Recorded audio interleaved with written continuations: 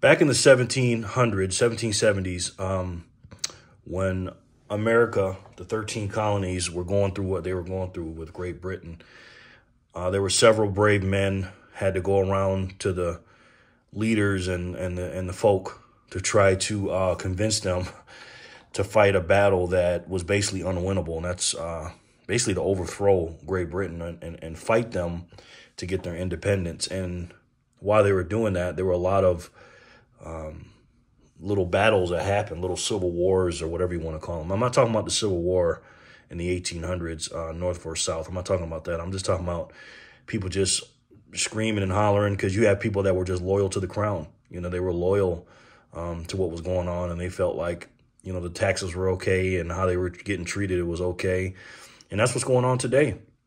You got people, and again, I'm not a left or on the right side. I am an American. I'm a veteran. I love my country. It's as simple as that. And anything that goes against that, I'm very conservative when it comes to fiscal policy.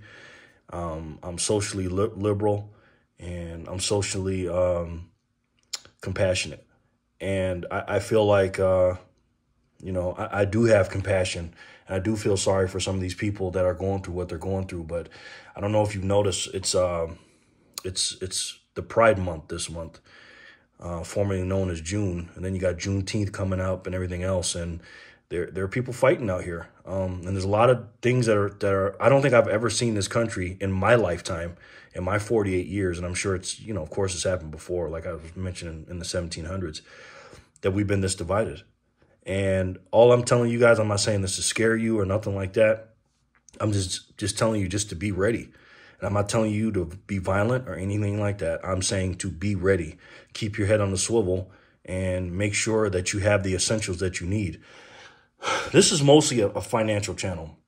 I talk about Bitcoin and silver and finances and stuff like that. But you need to get the items that if the stores close down or if they start wrecking shop, you know, all over this country and things just start, you know, the supply chain starts slowing down. You got to have the basic necessities, ladies and gentlemen, and you got to be able to secure yourself. Get as much of the most important things that you have to have or need just in case those things are closed. You got to get as much water as you can, medical supplies or whatever. I have a rule. I try to keep at least 1 million calories on my person or in my area that I can get to, at least 1 million calories. And I have several gallons of water. That's the most important thing, is the water.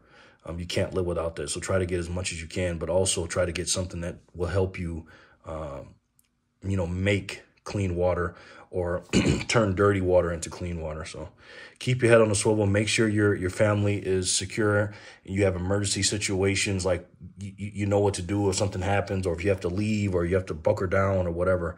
Just be ready, because I feel like the storm is coming. I mean, would you be surprised if it happened? I hope to God I'm wrong. Of course, I hope I'm wrong.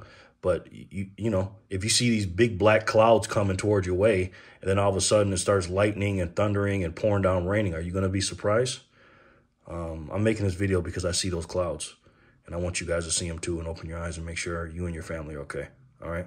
I love each and every one of you, and I'll talk to you soon. Peace and love.